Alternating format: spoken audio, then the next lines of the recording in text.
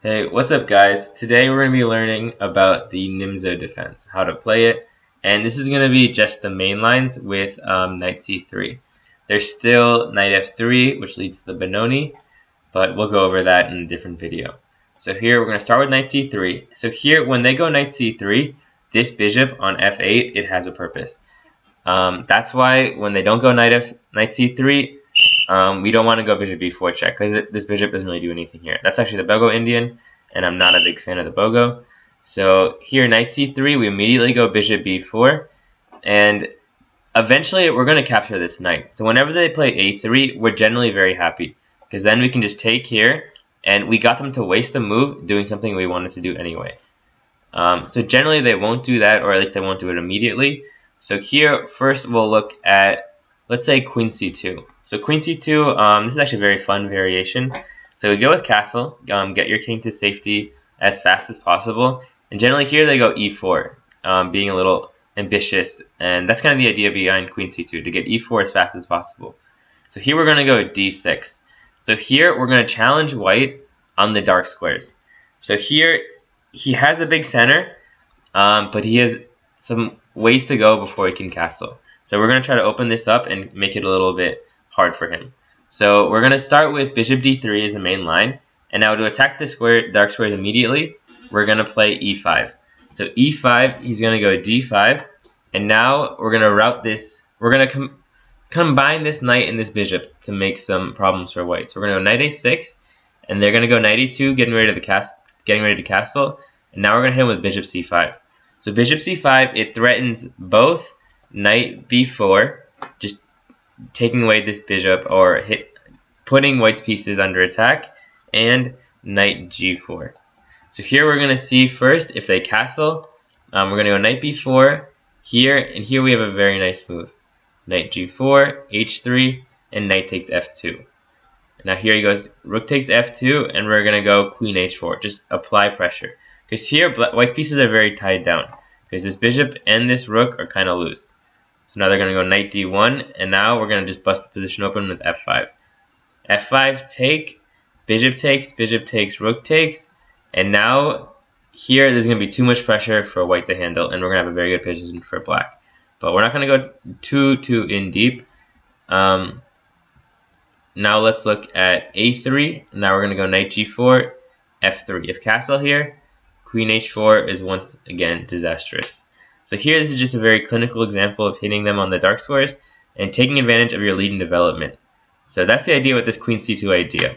d6, e5, and attack on the dark squares. So now let's go look at a different variation. Now let's look at bishop g5. Bishop g5 you'll see a lot too, especially below 1800. I think a lot of people really like this pin. But once again, their dark squares are weak, so we're going to go c5. You're going to notice this in the Nimzo a lot. c5 is going to be a very important move to weaken white structure. So we'll look at take on c5. Now we're going to give him a triple pawn. Always good to give someone a triple pawn, and we're going to go queen a5. So here we're not worried about this.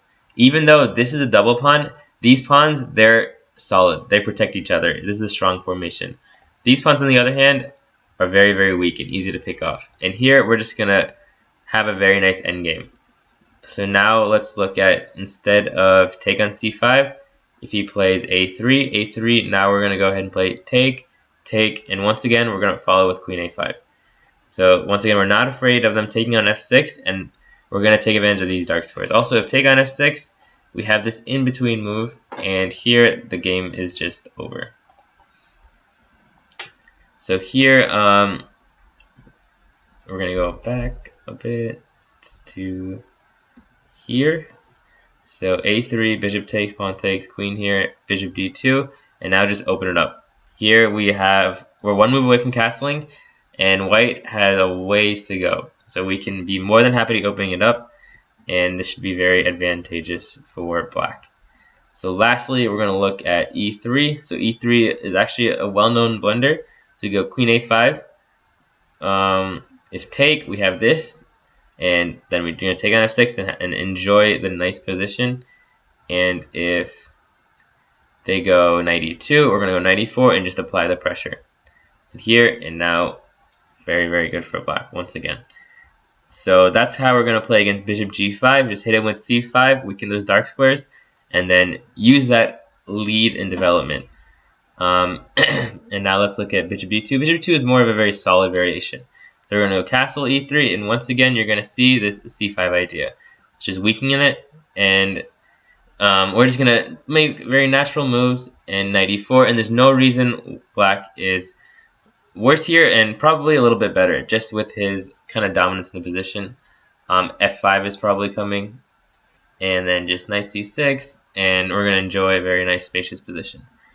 So that's going to be how to play bishop d2.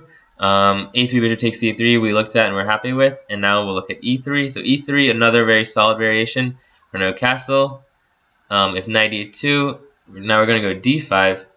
It's d5 here, here, and now we're going to get one of these structures. Very, once again, nice for black. Let's go back. If knight f3, we're going to want to go d5. So this is one of the few lines where you're really going to see d5 more, just because of how solid white is. And as you can probably see, c5 is going to be coming at some point, but here we once again have a very nice position. So the real thing you want to know about this line is really look for that d5 move. And here, this is the one variation, we can go c5.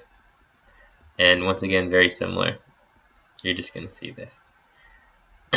So that in short is how to play the Nimzo against this knight c3 move. So let's review that real quick. So queen c2, we're going to go d6, e5, and hit him on the dark squares. Bishop g5, we're going to go c5, hit him on the dark squares by hitting this weak knight on c3. A lot of queen a5 ideas. Bishop d2, we're going to play solid castle and then c5, and just kind of shake it up and take the center, and probably stick our knight on e4 at some point. Then lastly, let's go a3, we take, and here we're very comfortable. Black has a very nice position. So that in short is how to play the Nimzo, and if you can really study this video, you really know exactly what to do against d4. d4 is a very solid opening.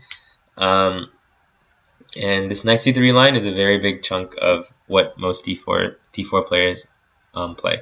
We'll look at the Benoni and then the London next. Thank you guys so much. Once again, check out wolfchess.org. We have a lot of great puzzles, tactics, and lessons, and hope you guys are entertained.